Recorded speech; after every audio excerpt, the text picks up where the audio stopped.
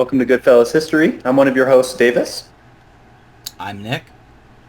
And I'm Garrett. And today we're going to be talking about what recently has happened in Afghanistan. Now, as you guys can see with this headline here, the Taliban entered the Afghan capital as U.S. diplomats evacuated by chopper. This was published today, 3:53 a.m. by Reuters.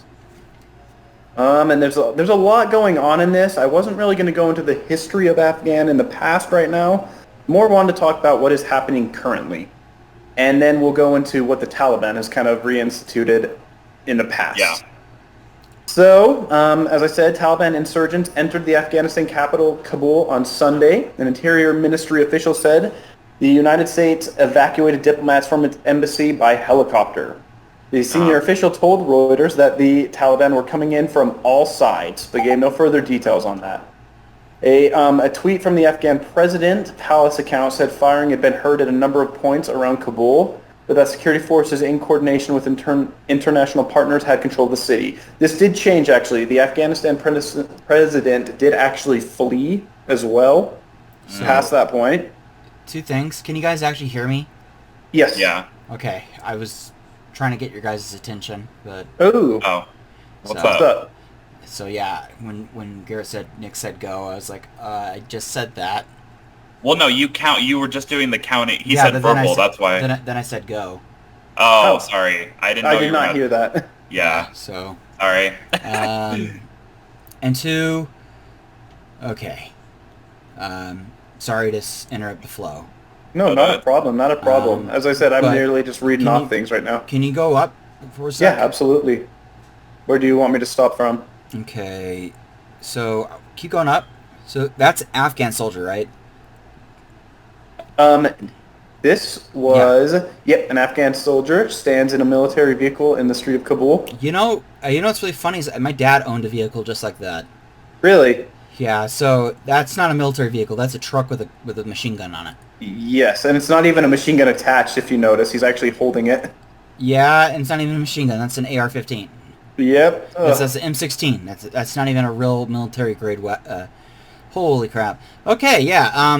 And, okay. Billions of dollars of military spending, folks, and I hadn't even thought about that. Yeah, oh my gosh, that's disheartening. Maybe they're just saying not military vehicle as in, like a vehicle that the military is currently using.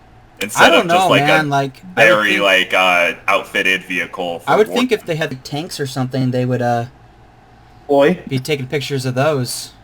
Well, as we Yeah. were talking earlier, you mentioned partly why that's happening, and we'll get into that in a second.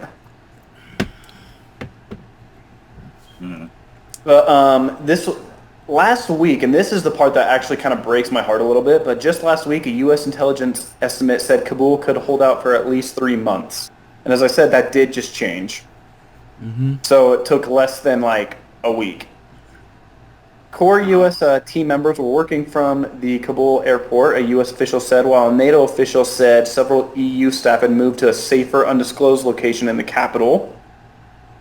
A Taliban official told Reuters the group did not want any casualties to charge, but had not declared a ceasefire. There was no immediate word on the situation from President Ashraf Ghani, who said on Saturday he was in urgent consultations with local leaders and international partners on the situation. So, and as I said, that did just change. He did flee. AKA, he was looking for a place to go. Yeah, he was basically looking for a place to get out from. So, one of the things I think is really fascinating is that people really don't understand the history of Afghanistan at this point. Ethnically speaking, Ashraf Ghani is not Arab Muslim. He is probably Afghan Turco origin. Meaning that ethnically speaking, he probably has more in common with the Turkish peoples and the Hindu peoples of India than he does many of the Taliban members. And I know that's an odd thing to throw out there, but I mean, No, it actually is very important because it will show that they both have not even ideological differences, but a lot of ethnic differences and disagreements. Because that's actually leading up to what I want to talk about with the Taliban. So I'm already at the spot that I wanted to be at, but these are some of the things that were implemented in the past from that. And we'll just start off with human trafficking. So several Taliban and Al-Qaeda commanders ran a network of human trafficking, abducting ethnic minority women and selling them into sex slavery in Afghanistan. And Pakistan. And Pakistan. It's not even mentioned. Oh, there we go. Yep. The Taliban often argued that the restrictions they placed on women were actually a way of revering and protecting the opposite sex. Yeah, bullshit. What the fuck? Yeah, bullshit. No, it gets even worse. Oh, God. So, brutal repression of women was widespread under the Taliban and faced significant international condemnation. Abuses were myriad and violently enforced by the religious police. For example, the Taliban issued edicts forbidding women from being educated, forcing girls to leave schools and colleges. Women leaving their houses were required to be accompanied by a male relative and were obligated to wear the burqa, a traditional dress covering the entire body except for a small slit out of which to see. And let's also add on top that the burqa, that concept, is a cultural concept. It's a cultural phenomenon. Like, many of these practices that you're seeing here were not practices that were pre-enforced in this world before the rise of the Taliban in Afghanistan. That these are customs that the Taliban brought to Afghanistan. So a lot of people are trying to depict the Taliban as local freedom fighters. They're not. They are a foreign ideological force that is using Islam as a mechanism of gaining power in Afghanistan. Yeah. And unfortunately, with that power, it actually led to this next part, which is those accused of disobeying. This was like disobeying just the burqa. They were publicly beaten. Oh my god. Yeah, in one instance, a young woman named Sohalia was charged with adultery after walking with a man who was not a relative, and she was publicly flogged in the Ghazi Stadium, receiving 100 lashes. That could that could kill you. Mm-hmm. Yeah. Oh my god. Yep, female employment was restricted to the medical sector, where male medical personnel were prohibited from treating women and girls. This extensive ban on the employment of women further resulted in the widespread closure of primary schools, as almost all teachers prior to the Taliban's rise had been women, further restricting access to education, not only to girls, but also to boys. Restrictions were especially severe after the Taliban took control of the capital. For instance, religious police forced all women off the streets of Kabul and issued new regulations ordering people to blacken their windows so that women would not be visible from the outside. So a really important thing also to point about this is notice that date, 98. A lot of online lefties don't understand that 98 is when the Taliban first seized control of Afghanistan. From the 80s onwards, from when we were supporting the Mujahideen against the Soviet Union in the 1980s, in Afghanistan to fight against the Soviet military. After that, the Mujahideen split into splinter cells, and one group would eventually become the Taliban. And that faction of the Taliban is made up of foreign fighters. Once again, these foreign fighters were from, you guys know the name, Saudi Arabia. Oh, yeah. Just blinked on that for a second. Saudi Arabia. This is why they had close ties to Al-Qaeda. So, like, a lot of people like to say, well, we went in there and we took over their country. They had only been in power less than 3 years. To say that this was a legitimate government after it had seized control through the military, the other governments that existed, it essentially was just the biggest kid in the playground. Yeah. And I just want to also emphasize how, like, not long ago that was. 98? That was 23 years ago. Mm-hmm. Like, I was 4 years old at this point. Like, that's not that far back. Another really important thing to note is that the government that has been in charge of Afghanistan under U.S. occupation has been in power much longer than the Taliban government was. So, who's more legitimate in the eyes of the world?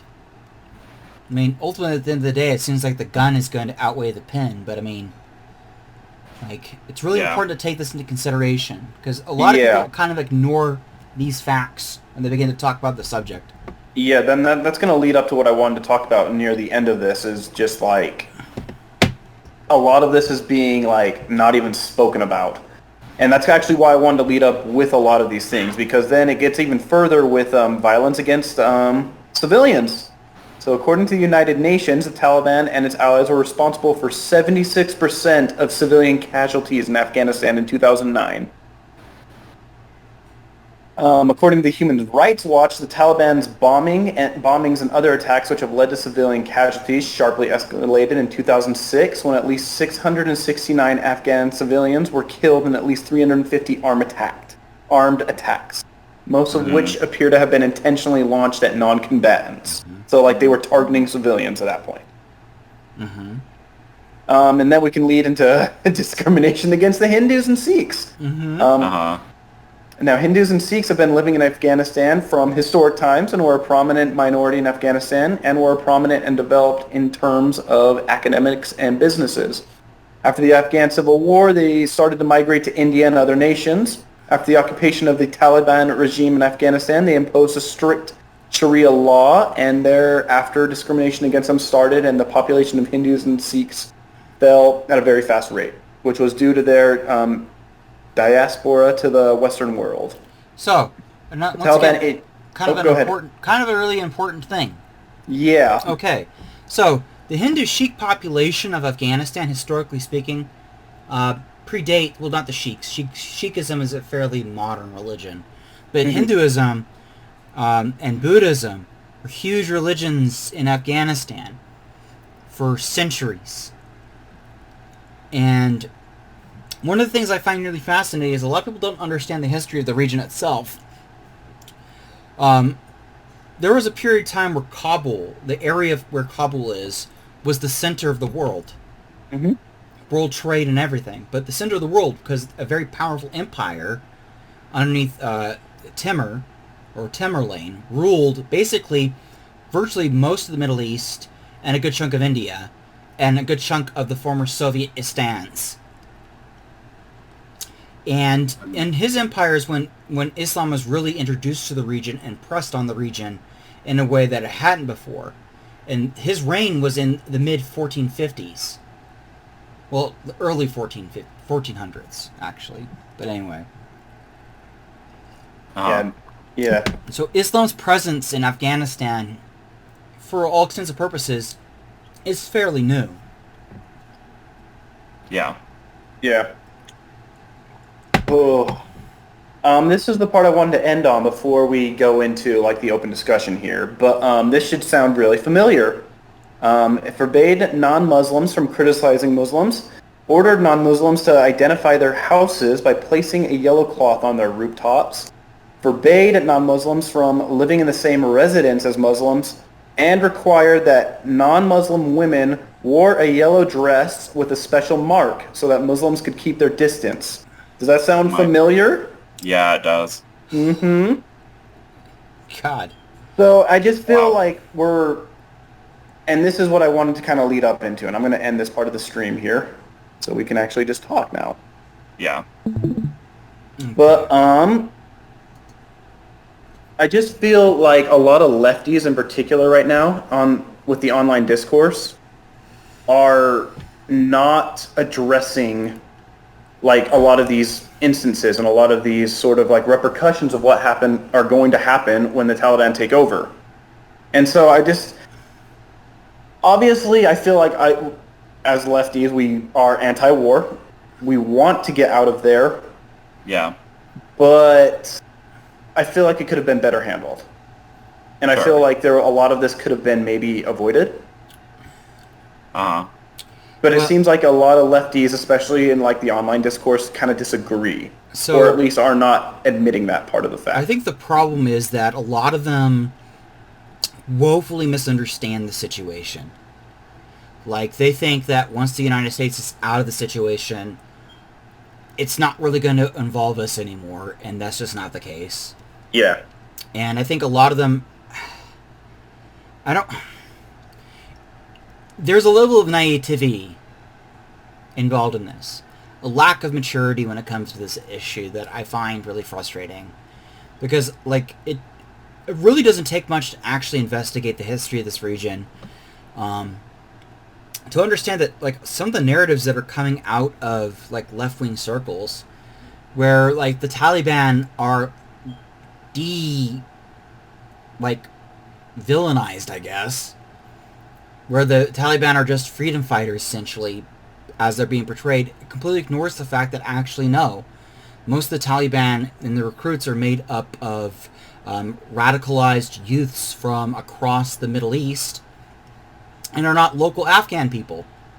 Most of the Taliban members are Pakistani, Saudi, radicalized Egyptians. So, I mean, they're not even from the region. They're not even from Afghanistan. Yeah. And they are going in there and they're conquering Afghanistan. And they're doing it in the name of their religion. What, you know, that's nothing new in human history. And unfortunately, like, the United States does not have anything in its arsenal right now to prevent that from happening. Yeah. And the reason for it is that for 2 decades, we essentially, for the first decade, we essentially allowed this wound to fester. And by the time it bursted, we spent the last decade basically tying a tourniquet around the wound, hoping that somehow it will magically fix itself. And that just hasn't happened. Yeah. And so I want people to note, I mean, Davis, can you pull up a map of, like, the conquest of the Taliban? Give me a second, and I will happily do that.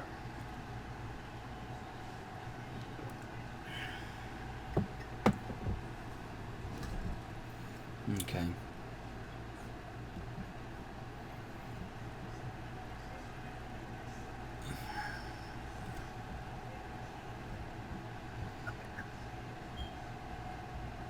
All right, let me just share that screen with you then, and we'll jump right into that. Okay.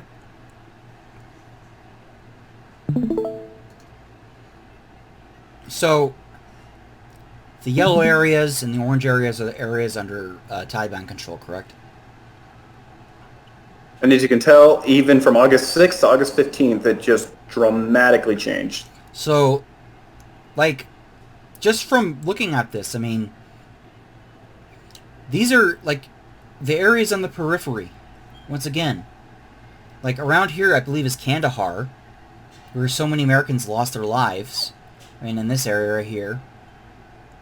And what I'm getting at here is the fact that, you know, the only thing holding the Taliban back at this point was the United States military. Mm-hmm. And no, we shouldn't be there forever. And unfortunately, like, there were so many things we could have done, and we chose not to do, because we were distracted. We were distracted by a recession. We were distracted by Iraq. We were distracted by God knows what other bullshit. We were distracted by, you know, China or whatever. When in reality, we could have spent those 2 decades really investing in this country and basically bringing it into the world economy. Mm-hmm. And we chose not to do it. Yeah. And at the end of the day, I mean, there's really nothing we could do now to prevent this from happening, because, like, the Afghan soldiers aren't going to die for a president that flees. Yeah, and I think that's a big thing is, like, the military, honestly, the Afghan military is larger than the Taliban, but the Taliban just swept over everything still. And it's because a lot of, like, the Afghan military just was like, nah. But the also problem is that the Afghan military is completely inexperienced. The truth of the matter is that the United States has been fighting in these areas. We've been gaining all the experience of fighting these insurgencies. Yeah. Where the Afghan military, most of the people who went into the military were just looking for a stable job. Yeah. Also like, true. These guys aren't like warrior patriots fighting for a noble cause. I mean, even the concept of Afghanistan is incredibly foreign to most of these people. They've been ruled over by lords and by tribal chieftains for centuries. Their loyalty is to their local community first. I mean, the notion and concept of the nation of Afghanistan was never really enforced in these communities. So why on earth would they lose their lives fighting against the Taliban for Kabul? Like, there's just, it makes no sense to do so.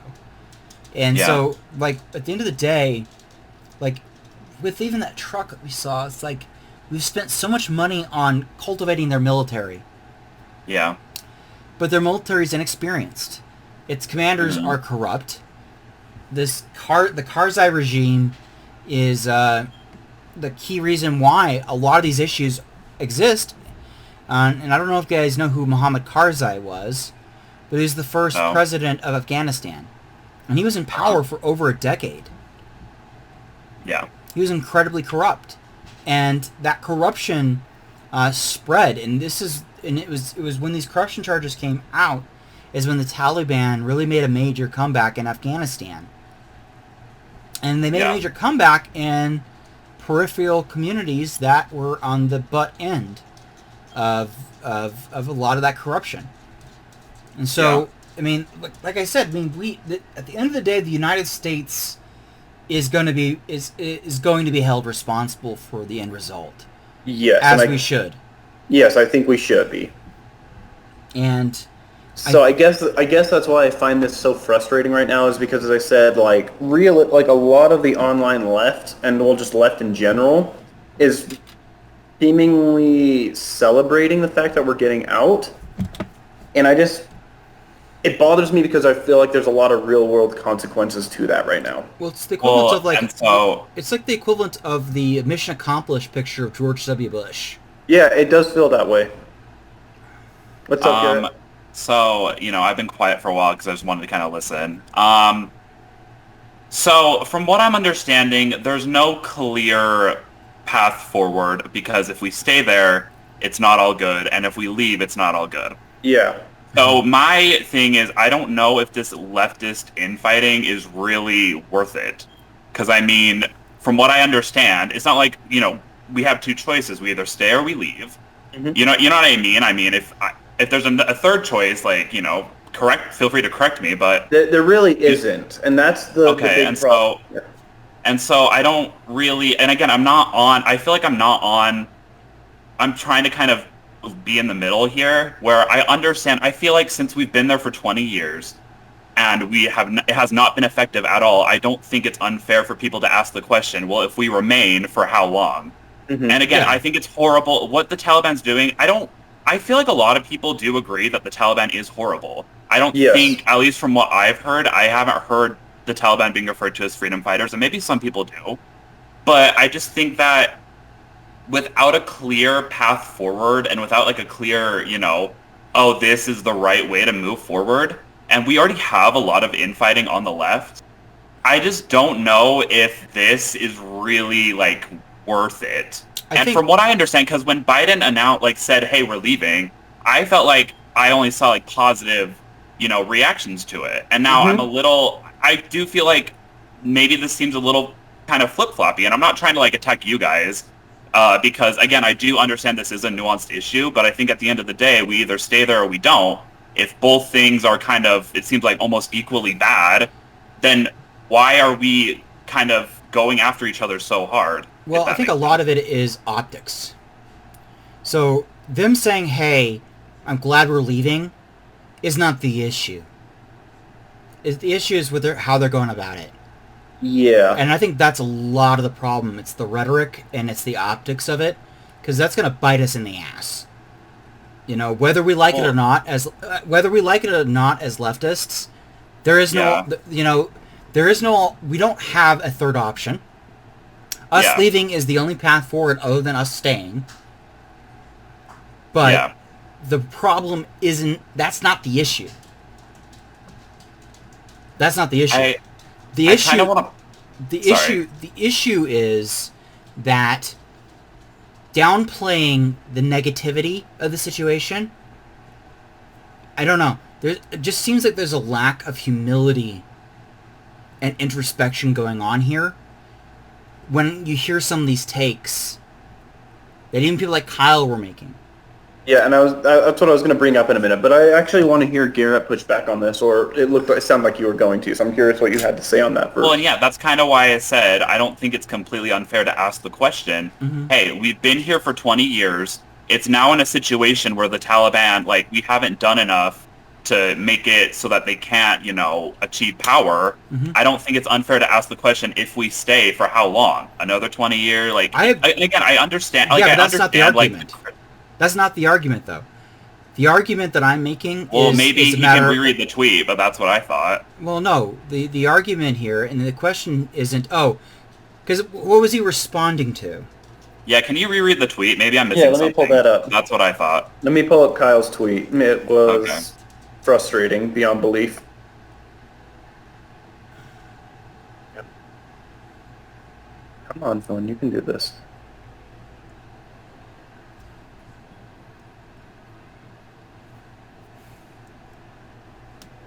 So, I mean, he has a whole lot of tweets, actually. Let's just read this one first. I really hope Biden gives a press conference on Afghanistan and goes full curmudgeonly grandpa. Pop that addy and triple down, Mr. President.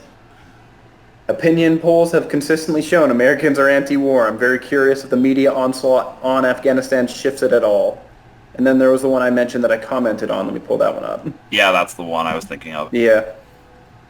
I know that's the one you were looking for. I just wanted to read some more that he was going off on. Yeah.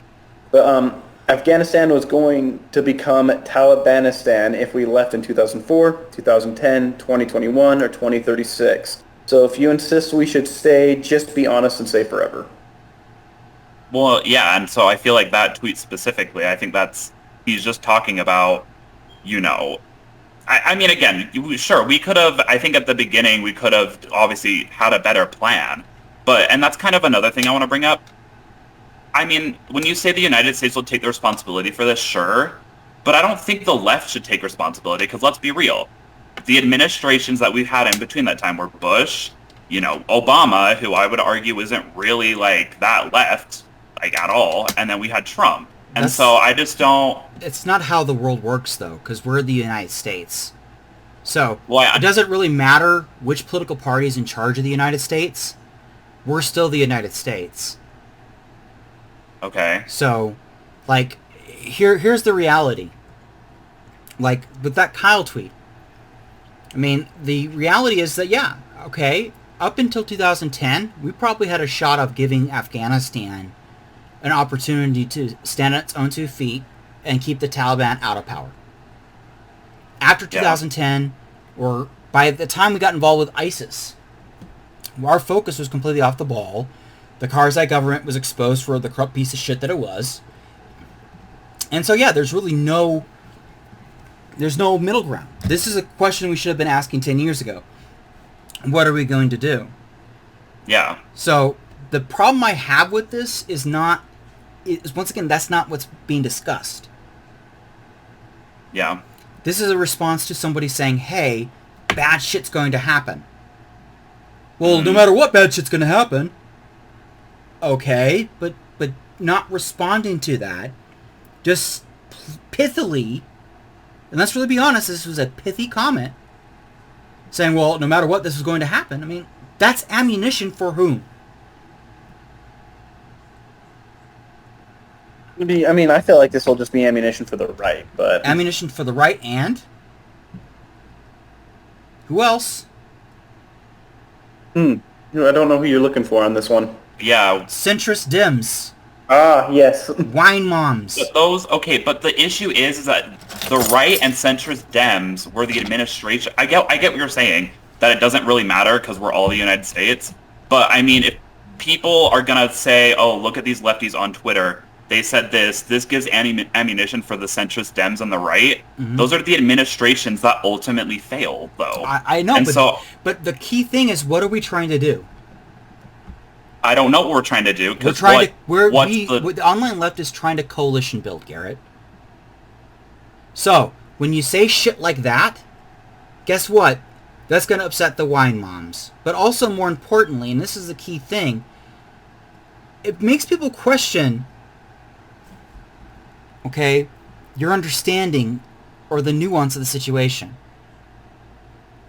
So, the problem I have with this, once again, is not, us leaving at this point, it was a far-gone conclusion that Taliban were going to take over.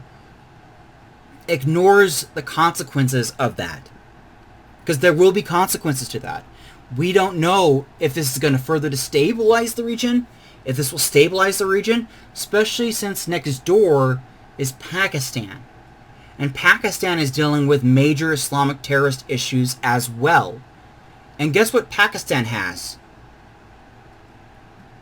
They have nukes. What? I was waiting Nuclear for that devices. Real nukes. And they have a real problem with Hindus. Yeah. So, once again, this gets to my point. This is a destabilizing situation. Now, once again, is it the online left's fault for this happening? No. It's not the online left's fault that this is happening. But at the end of the day, we are living here in the United States.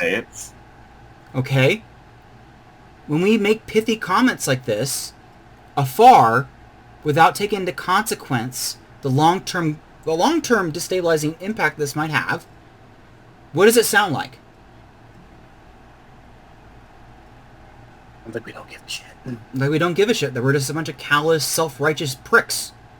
And I've been pretty quiet on this part, but this is where I kind of want to jump in. And Garrett, this is more for you than anything else, because I think Nick and I agree a little bit more on this. But how I'm looking at it, and I think this is where a lot of my frustration comes in, is that I'm not looking at it as almost as the Afghanistan issue. I'm looking at it as a optics issue for our movement as a whole. And I'm worried that we might see some of like these bad takes or like these tweets where it's like not even bad, but it seems uncaring. I'm worried that this is the utilitarian in me speaking, but I'm worried that we're going to see like a Tucker Carlson's like segment where suddenly he pulls up like lefties don't seem to give a shit about like Afghanistan civilians. Look at this. Look at this. I'm just worried that we're going to see like the opposition that we need to worry about, which is a far right group, utilizing this against us, and that's a big concern for me. And more importantly, like when I say this is an optics issue, like right now it's a far gone conclusion. Unless the United States throws in an extra 30,000 troops tomorrow into Afghanistan, the likelihood of us like stabilizing the situation is not going to happen. Yeah, like the situation is here. Like we honestly we knew this was going to happen at some point. Like I'm okay with us pulling out, but the consequences are ignoring those consequences and not discussing those consequences for fear that the establishment's going to use that as a talking point to reinvade. No, I'm sorry, that's a bullshit argument, and it once again just makes you come across as callous. I mean, not just Pakistan is an issue here. Let's also add in the fact that Turkmenistan, Uzbekistan, all the other countries that are around Afghanistan are going to be influenced by this. They're gonna feel heat from this, yeah. And this could potentially expand into their regions as well, because guess what? The same kind of ethnic tensions that exist in Afghanistan also exist in these countries. And I don't think the Taliban are interested in just staying inside Afghanistan. This is a multi-nation global project that has a lot of finance, a lot of funding, and a lot of resources behind it. Yeah, a good way to view it is like a very well-funded, well-armed, like KKK group or something like that. Like they were just dropped into basically a large state. Mm-hmm. They're not going to just stay there, in my eyes. And let's also add into the fact that this is going to turn into an international problem. Because guess what also runs through Afghanistan? The One Belt, One Road. China is going to get pulled into this because they have investments in Afghanistan. Afghanistan is going to be a pivotal part of that investment. So either they pull out, which means that they potentially have a major strategic and logistical problem for their One Belt, One Road initiative, or they're going to get involved. Mm-hmm. So, like, us getting out, and this is, I think, at the end of the day, this is the problem. Us getting out is not the end of it. And a lot of people are pitching as if we are getting out of it. And what's really weird is that the narrative that's coming from people like Kyle is that it's kind of American first nationalism. That's kind of the framework in which they're arguing this. And I think that that's pretty dangerous, because that's like, it's a right-wing talking point. And you're using a right-wing talking point to rationalize, not discussing a severe issue. Because, I mean, if we're leftists, then I think internationalism, at least to some extent, this idea of universal humanity is kind of a core component of who we are and what we're about. And, like, this just does not jive well with that narrative. It speaks more to, like, humanity for me, but not for thee. Yeah, and maybe it's because like the left wing like group or movement here in the U.S. is smaller than the right wing one right now. We're trying to like grow it. We're getting bigger, but it just feels short-sighted. I feel like the right oftentimes looks more on a global scale than we do, and it just bothers me in this situation that it feels like a lot of people are like just almost just like crowing like victory almost. That's what it feels like. Yeah, like a lot of the like discourse I'm seeing is like people are like, we finally pulled out, like peace. Like this and is being portrayed like a victory against the establishment, but it's the yeah, establishment that's doing it. And I'm just like, man, like this is like they got theirs. I mean, like dire, yeah. Like, but the thing is they already got theirs. Like the corruption, the graft, the grift, everything that was happening in Afghanistan, the people that made their money off of it, they already got theirs. They're leaving. Yeah, they're gonna go. Yeah. They're gonna. The people that we should be mad at are going to walk away, and they're going to go back to the Hamiltons or wherever they're at, and the consequences of their actions are never going to be felt by them. And maybe I'm misreading this as well. Maybe like I'm not seeing the full picture on our side of the aisle, like with lefties, but it feels very callous. Well, and but I guess just my issue is that, like I said, there's already so much infighting with the left, and we have to unify with no clear path forward. Mm-hmm. I mean, again, and like, okay, let's say we fix the optics, then what? What does that really do besides it makes it so that the far right or centrist Dems don't have ammunition against it? I actually have an answer to that as well. If we fix the optics, then we can offer an alternative of what's happening right now, which is, well, fuck it. Well, now, what can we do? Can we bring Afghanistan's people here, refugees here? Can we put pressure on Pakistan to allow more Afghan refugees a way out, so they're not literally stuck in a proto-fascist state, so that they're not worried that they're going to get a bullet in their brain because they have burn scars on their face because they went to school? I mean, there's a lot of things that we could be doing. We could also be putting pressure on Iran, on China, on Russia, and various other powers that are local to that area to also bring in refugees. And we ourselves could be bringing in refugees. I mean, a lot of the interpreters we fucked over are still stuck over there, and these are people that served alongside our soldiers acting as interpreters. So and this actually highlighted one of my biggest problems, and now I can actually like word this. The reason I don't like that we're like crowing victory and just like stepping back is that it doesn't offer like the end game results here. Like I feel like it's not over, and we need to treat it that way. Like Canada, I don't know if you heard about this. Canada already accepted 5,000 Afghanistan refugees. Mm-hmm. Like they're treating it like the next step. They're not treating it like the situation's resolved. And I think that's what's bothering me so much about this. Well, yeah, and sure. And again, I'm not necessarily on their side. I know.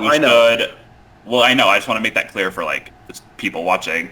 I think, yes, let's take in refugees. I know Afghanistan's still going to be a country with things happening in it, but I just don't, I don't know. I think it's just hard to condemn. I think the issue is that they condemn us when we begin to talk about this. Because, even when I've been tweeting, I was called a CIA op for talking about the consequences of this. And so this does not look good.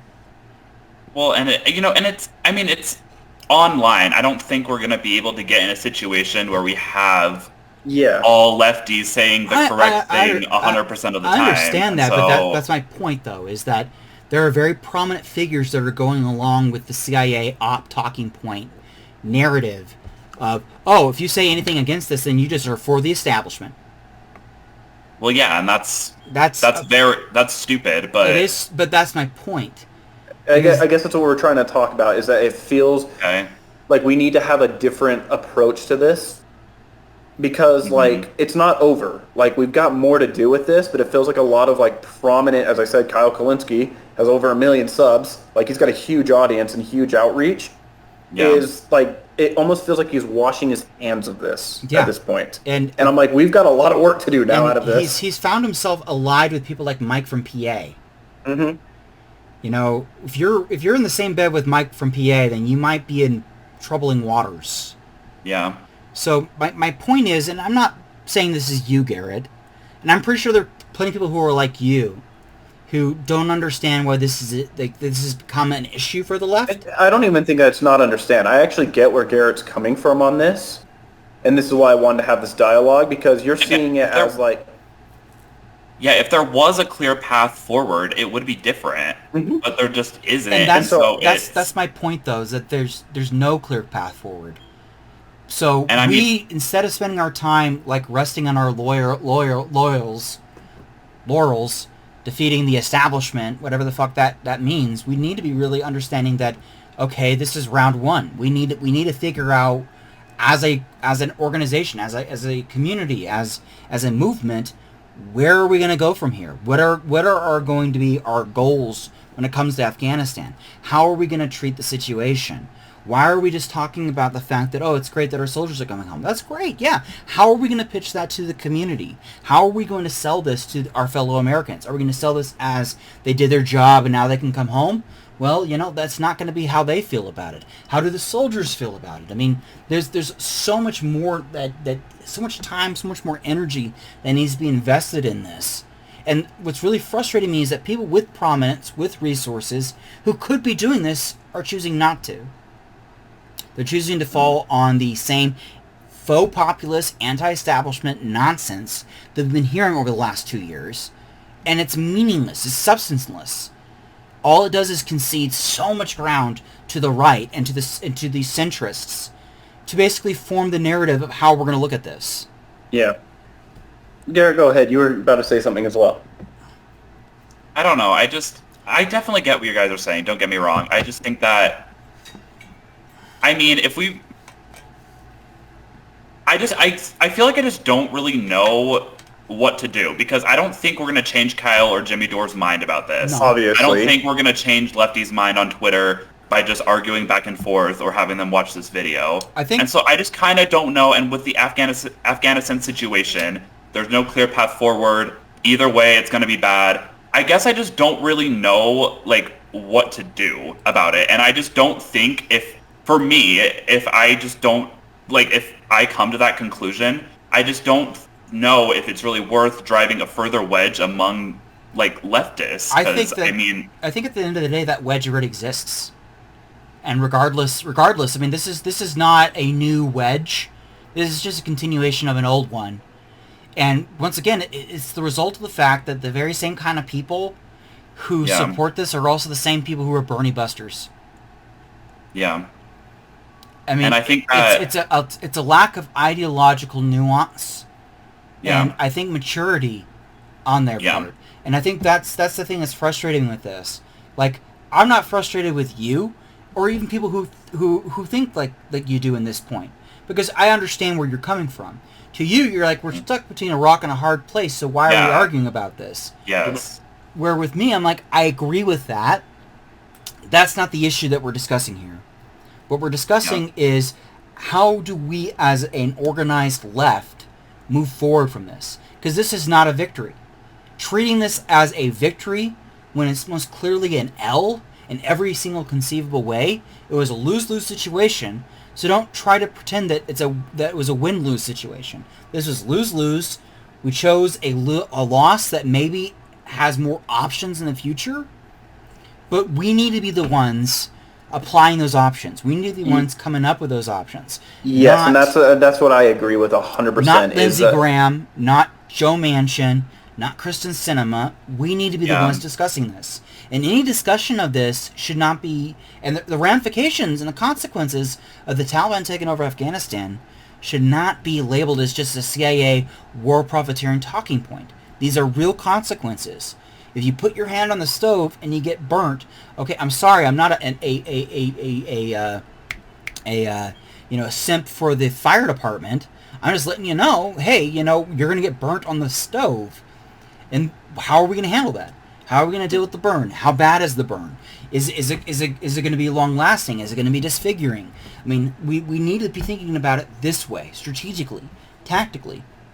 Not, finally... I just wish that we would look at, like, the consequences and be like, how do we, as a group, like, minimize, like, the damage that's coming out of this now? And I did want to kind of go back to that. Maybe I'm a little biased because I'm on the left. When it comes to optics, the right wing blows us out of the water. Let's just be real. And I understand that they will probably use this, but I mean, I feel Wouldn't like you when want it to comes, minimize that the what they can use then? I guess. well, I mean, we can try our best, but they're always going to find something. Yeah, I mean, but- it's not but always. don't- but A do you lot want- of the times, it's not even like really intellectually honest But do you and like want fair. Do you want them to have like a nothing burger that they're trying to turn into something, like Joe Biden and his ice cream? Or would you want it to be something like where Joe Biden talks about the fact, no, the Afghanistan military is able to take on the Taliban. The resources are there. That's going to be used. That's going to be used by the right. That's something I'm worried about, is that that's going to be used because they, like the Biden administration was saying, 3 months, happened in less than a week. They already lost. And so, like, this gets back to my point. Now, at the end of the day, the Joe Biden administration can say, yeah, well, you know what, I've only been in office since, January? There's really nothing I could do strategically to change the situation. From what my people were telling me, that should have been 3 months, but hey. But that's neither here or there. When I talk about optics, the right is going to use Joe Biden saying that, and this happening within a week, as a clear indication of how badass Trump was in comparison to Biden. Well, and so are we worried about them pulling people who are on the fence? Because let's be real, especially now with COVID, a lot of people who are on the right, like they're already convinced that. I do want to push back on that one a little bit, because a lot of the time, like a lot of like people that are like fence sitters are oftentimes single issue voters too. Like a lot of the people that would be like Democrats or left leaning vote with right wing groups solely because of like how BLM has been portrayed in the past, or how like gun rights, things like that. And I feel like we could oftentimes turn those people because they're more sympathetic to like social ideals that we have, but they hear one single issue and it keeps them there with the party. And then add on to the fact that like the way that this has been portrayed was the good war in our media. So most people are not online. Like most of the people that we want to come out to vote for us are not near as informed on the issue as we are. And so like when they hear online leftists saying this stuff, it triggers their id. I mean, it really does. Like I could talk to people that I know who are full-on Bernie supporters, who are cousins of mine, who like Bernie Sanders, but they also don't like the fact that sometimes the online left sounds, quote-unquote, anti-military. This gets into the anti-military talking point. And there's a long tradition of this shit leveled towards the online left. Now, is there a way for us to avoid that? Not necessarily, because, we naturally don't want to use our soldiers and send our military all over the goddamn world, and the right does. Yeah. But when we say shit like this, that's incredibly callous, and it's not just callous towards the Afghan people, but it's also kind of callous to all the soldiers that were maimed and died, and even the ones that are there now. I'm sorry, it doesn't sell well. It does not look good. I mean, I don't know. Like I said, I get what you guys were trying to say. Like, I don't want you to like misunderstand what I'm trying to do, and I don't think you are. But like, when it comes to one issue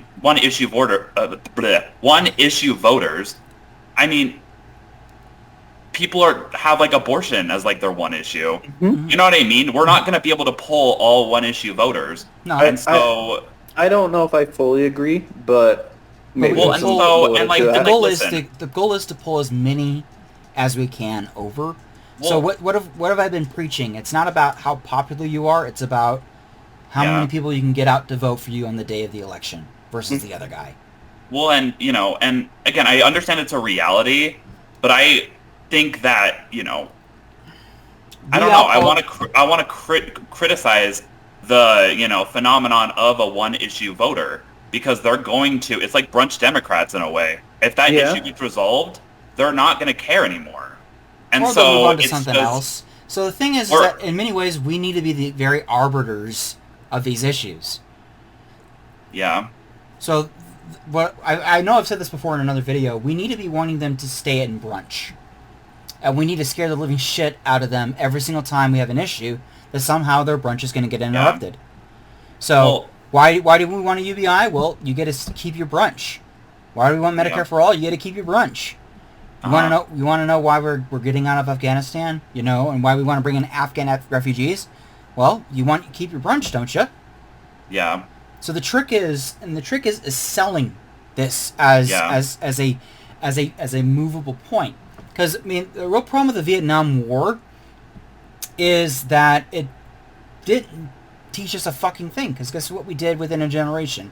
We got involved in Iraq. yeah, So we need to learn the lessons from the past. And what they did in the past is they tried to move on and forget about it, assign blame to a handful of people who probably did deserve quite a bit of blame, but ignored our as a nation responsibility for what took place in Vietnam. yeah. When we talk about Vietnam now, it's still like we still don't really acknowledge the fact that we bombed the living shit out of that country. Millions of people died, and at the end of the day, we just left.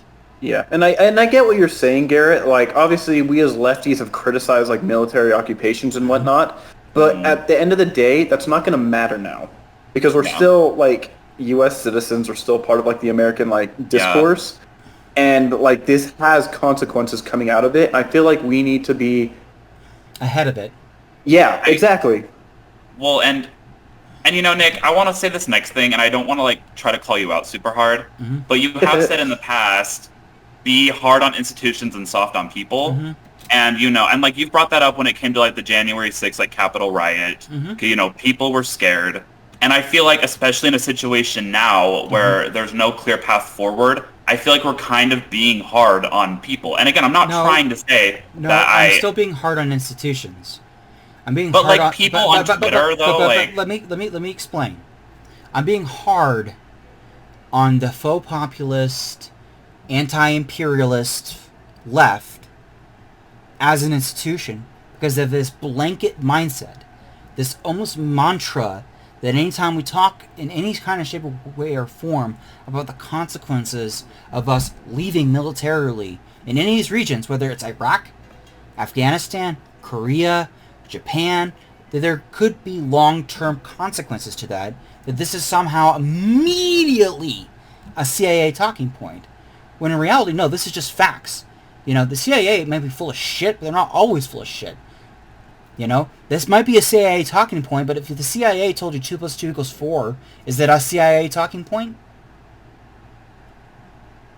Oh, that's just a fact. There we go. But it's CIA talking point because they said 2 + 2 = 4. Well, yeah, I'm going to let you respond, and then I think let's close it off here because I feel like we're almost going into circles at this point. Well, and again, I want to reiterate, I do understand what you guys are saying, and I feel like what I'm trying to do is kind of be like a mediator in a way, where I'm trying to, I don't know, and like the reason why I said that though is that I feel like, and again, we've talked about this before, I feel like, as leftists, we are, I think, generally more empathetic, we're more understanding, but then I feel like people expect much, much more, and then, I see, like when it came to the January 6th riots, and then I hear, well, listen, they were scared. Like, I feel like, Well, the thing is that they were scared. The reality is that the reality here, Garrett, is that I understand the people who are saying this aren't saying it because they're bad, evil people. That's not the issue. The issue is that, yes, they are scared. They are angry. There's a lot of emotion and vitriol tied to this. Yeah. My goal is to get them to disassociate that emotion from their ability to make decisions. And the people who are in charge, people who have the ability to speak to these people, are doing the same shit. That's the problem. There's a difference between being an idealist with opinions who are able to speak the truth and being a demagogue. Now, I don't think Kyle Kalinske is a demagogue, But I do think he's being really irresponsible right here by not taking this in a nuanced, rational way and is allowing his emotions to get the better judgment of himself when making these decisions. Yeah. Garrett, I think I see what you're saying because we're criticizing Kyle Kalinske, who is one individual. Mm-hmm. But the problem is, as I said, because he's so large now, technically speaking, he's kind of an institution too. He has a following that a lot of the time is just going to regurgitate like talking points. It's kind of like, and that's my fear. It's kind of like going after the Wall Street Journal, or going after the Washington Post, and their writers. I might not know these people. I don't know the editor of the Washington Post. They might be really nice people, but what they keep producing is, once again, talking points, and these talking points usually are bad. So are we going to, because I like Kyle Kalinske and he is left-wing and is on board with some issues of mine, am I going to allow him to create talking points that I think are bad or somehow are landmines for us to walk on in the future without pointing that out? No. Yeah. And I wouldn't expect him to do that for anybody else. So this is my point. It's not a matter of I think Kyle Kalinske is a bad guy. I don't know the guy. I mean, I follow him. I'm still subscribed to him. I think that, he's becoming more and more like a grandfather clock where he's at least right twice a day, but sometimes he's really wrong. But the issue isn't that I think, just Kyle has this opinion. It's that Kyle has a following. And that following is millions of people. And those millions of people adopt this same kind of narrative. Mm-hmm. I wouldn't say millions. Yeah, but I mean, still, I'm talking about a broader segment. Kyle's one of many of this group that are made up of millions. And not just that, but then I actually would say millions because, as I said, granted, he only has 1 million followers, but they have outreach as well. They're going to regurgitate talking points. It's going to reach a lot of people. Exactly. That's not small. And so, I understand that you want to be a mediator here. Here's the thing, Garrett. I want there to be middle ground on this issue. I really do. But I don't think that there is. And it's not for lack of trying, because I get what you're trying to say. But in reality, I think most of the people that are involved in the narrative that we're talking about right now really don't have a long-term perspective on this. When I said that a lot of these people were Bernie busters, some of these people were Tulsi Sims. This is a group of people that for the last 2 years have gone down an alternative path of left-wing activism that really just seems really disengaged. So they're not participating in what we're going to do in the future. They're just really responding to the now.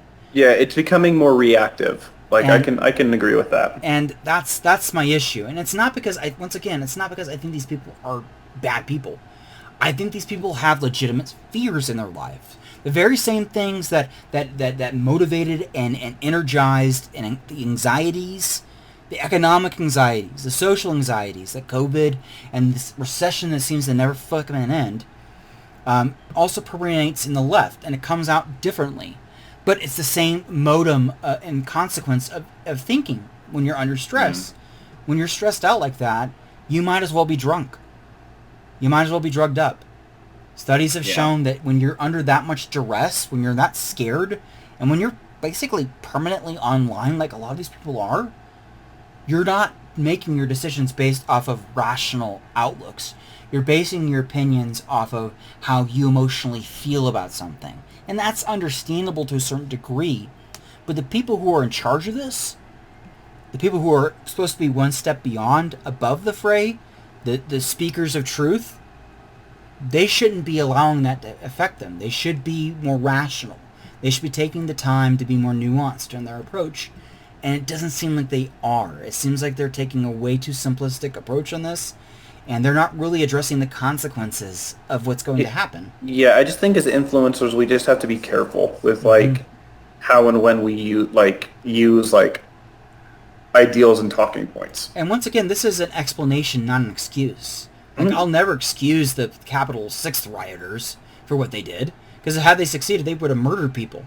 I mean, God knows we might have had a fascist regime installed. Yeah. So it's not an excuse; it's an explanation, and that's the key thing. Is that I want to get rid of the cause. What we're seeing right now is symptoms of an underlying issue. So when you treat an illness, what are you trying to prevent? The symptoms or the cause? Yeah. You're just going to the symptoms, yeah.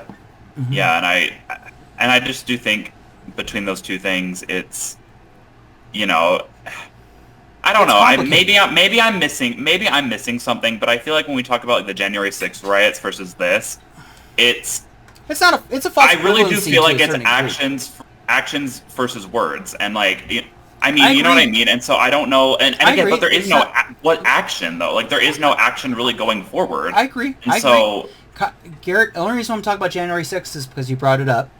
Well, I know, but I brought it up for a reason. So my point is that yes, the online right is far more entrenched and far more organized than the online left.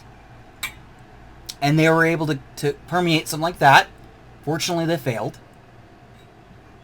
Right? Uh-huh. So I'm not trying to say they're 100% equivocal. What I'm saying is the underlying emotions and anxieties, the things that are pushing people to these extremes, are real. They're just getting corrupted and metamorphosed into QAnon. They metamorphose into shows like fucking Infrared. Into Mike from PA, into Jimmy Dore. People have different responses to this. These are coping mechanisms. Yeah. Go ahead. No, go ahead. So when people are scared, I don't expect them to behave as rationally as before.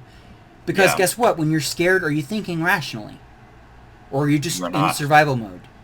You know, like there's a really great quote that FDR had is that desperate men is a thing that tyrants are made out of. Mm-hmm. And people who are desperate, who are against the wall, man, like, that's a scary place to be. And people lash out. And the last thing you want to do is corner somebody. So that's all I'm saying, is that right now what it really feels like to me is that there's a really irrational element of the left that is treating this as something that it's not. And any discourse to challenge that mindset or challenge that narrative is being treated as if we are all of a sudden for staying in Afghanistan forever, when in reality we're saying these are the consequences. What the fuck are we going to do about it? How are we going to move forward? I guess it just feels like we're looking at it as a problem that's ongoing. And if we can answer that question, and you know, maybe we can end it here. If we can answer that question, I think I would feel a little bit better. But right now, I feel like with this discourse, I feel like I'm just kind of a little confused. And again, I don't know. Maybe I'm missing something. Yeah, so, and I do think that we're not going to come to a resolution on this today. Well, this is something that's going to be open discourse.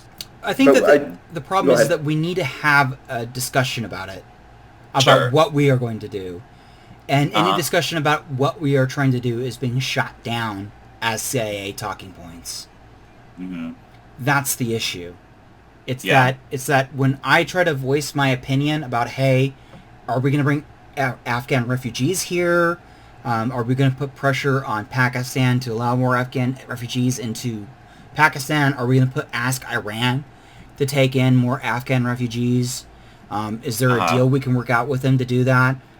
Mm-hmm. Is there a way for us to transport Afghan refugees from Afghanistan to the United States? And if by us doing so, does that mean that we're going to have to maintain a military presence long enough to evacuate all these people to here? Like, these are questions that we should be asking. And just me saying, oh, maybe we should postpone our military getting out of there so we can do this, I'm being labeled as wanting to keep troops there forever. When no, I want to get refugees out. I want to get people who don't want to stay underneath an Afghan Taliban regime out of there. And I actually kind of feel like we owe those people an opportunity to do that. Yeah. And so this is what I'm talking about. So those are solutions. They're not perfect solutions, but those are some solutions. Some things we can be doing. We've been calling our Congress people about pushing this, getting funding for that, getting funding for housing for them. We should be putting pressure on people like AOC and Bernie to be pushing resolutions in that. Maybe see if we can actually put that in the bill, the 3.5 trillion bill that they got. Yeah, that'd be cool. You know, we should be talking about that, but we're not. And the reason why we're not is that anytime anybody talks about possibly doing something like that, what are we? CIA shills. We're CIA shills, or we're establishment cucks. Yeah. And this is not a small proportion of the online left. This is a fairly large proportion. And so it makes it really hard to have any kind of discourse about these issues. Because these are solutions. These are things we could be doing right now. We could be talking about doing that right now. And these are short-term solutions. We need to have a long-term goal. But just in the short term, these are things that we should be talking about. Finding these people adequate housing, talking to the Europeans, seeing if they're willing to bring in more people, taking on the lion's share of these refugees to the United States. You know, a whole host of things. Even talking to China to see if they're willing to take in people. Like, oof, there's a take that might get you canceled. I know, like if China wants to be one of the big boy superpowers in the world, maybe they can afford to actually start acting like one. You know, if Canada's willing to do this, if then God, you know, like the rest of the, like, we can easily bring in these people in. Yeah. And Jesus Christ, this is a big country, and you know what? Initially, these people aren't going to be as skilled as others, but that's something else we could talk about. We talk about education funding to get these people where they're literate in English, literate in basic math and science, so they can find jobs. You know, let's bring these people in. But we're not having those discussions right now. What are we talking about? We're talking about, oh, this was inevitable, and all that want to talk about doing anything other are just a bunch of CIA cucks. Well, it's like, no, that's not what we're talking about. That's not the argument. We know that we need to leave. Yeah. The leaving part is not the problem. Stay or leave, we're leaving. I'm all for leaving. But we need to know what we're going to do after we're leaving. We need to know what we need to do, what our goals are, how are we going to handle the situation. Are we going to bring these refugees in? Just leaving and saying, oh yeah, we're just going to leave, you know, hands up, this is no longer our problem, is unacceptable. And to try to say, well, you're just wanting to prolong the inevitable. No, I'm not trying to prolong the inevitable. I'm trying to come up with some kind of comprehensive strategy to where, yes, we fucked up with Afghanistan, but we need to learn from our fucking mistakes and move forward and try to do something maybe different this time instead of what we did with Vietnam. Because, I mean, to be very fair, the Viet Cong and the Viet Minh are, you know, like flipping, you know, Pokemon, you know, in comparison to the Taliban, in comparison to how ruthless and brutal they are. True. Yeah. I mean, the Viet Cong at least wanted the people to get literate and educated. Yeah. Also true. Well, I'll tell you what. I would love to see some discourse in the comments on this. As I said, this is going to be an ongoing thing. I don't see it getting resolved like within the lefty sphere for a little bit, but we should be willing to have the conversation. Yeah, sure. Do you guys have any disagreements or any closing thoughts on that? Garrett, I love your hat, and I love you, man. Well, yeah, there we go. And I understand where you come from, man. Didn't really get that heated, but I see what you're saying. I see what you're saying. I just, you know, when we talk about, you know, kind of getting, you know, black-pilled and don't be black-pilled and all that stuff, like, I try really hard not to, but then I just feel like, it's kind of becoming a little bit of, like, a hopeless situation because I feel like, you know, I don't know, I feel like we were kind of united in a sense when this was first kind of announced, and now there's this kind of, like, divide. And I feel like the left's just getting more and more divided. And I don't want to be black-pilled, but I don't know. I feel like it's a little confusing and it's a little like, I don't know. But I would love a solution. So I don't know. I would say that the reason why it's become more divided is that I think most people were just happy that we finally had some kind of solution or some kind of confirmation of what was going to happen. But, you know, it's kind of like, you know,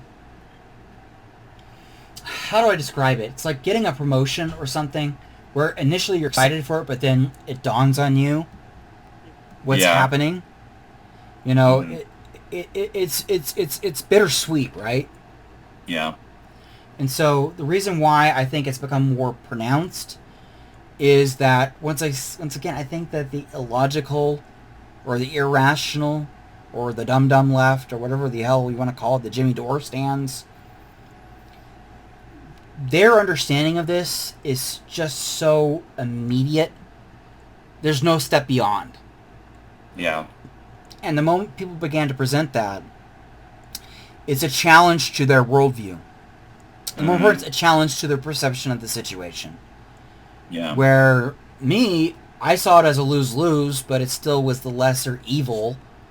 But I kind of wanted the Biden administration to maybe do a little bit more.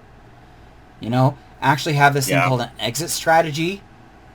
But they didn't. Well, They just pulled out. They didn't think about refugees. They didn't think about, like they had to call back 3,000 more U.S. troops to protect our embassy so that the embassy could be, evacuated properly, and so we could destroy, potentially, compromising information.